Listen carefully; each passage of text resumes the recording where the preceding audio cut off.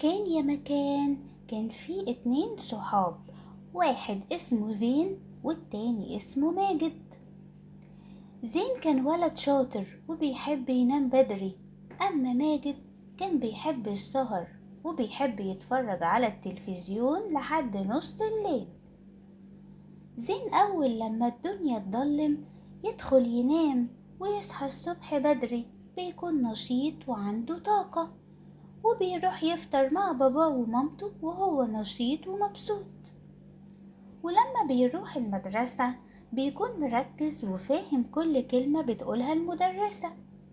أما ماجد بقى ده حكايته حكاية، كان فاكر إن السهر ده متعة، كان يفضل صاحي لحد نص الليل، ولما نام متأخر فاته ميعاد المدرسة. صحي لقى نفسه متأخر، جري لبس بسرعة من غير ما يفطر.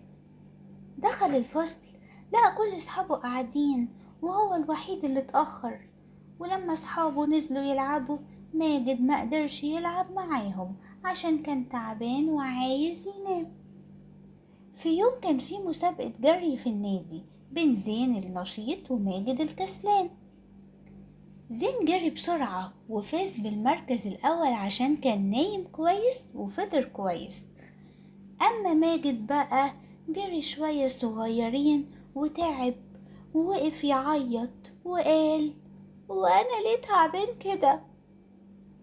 زين قال لماجد: عشان انت نمت متأخر، جسمك محتاج ياخد راحته بالكامل عشان يكون جسمك قوي.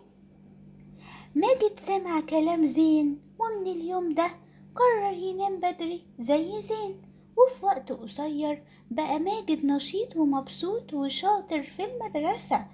اتفقنا يا أصحابي النوم بدري يخليك أقوى وأذكى وأسعد. وتوتة توتة خلصت الحدوتة، حلوة ولا منتوتة؟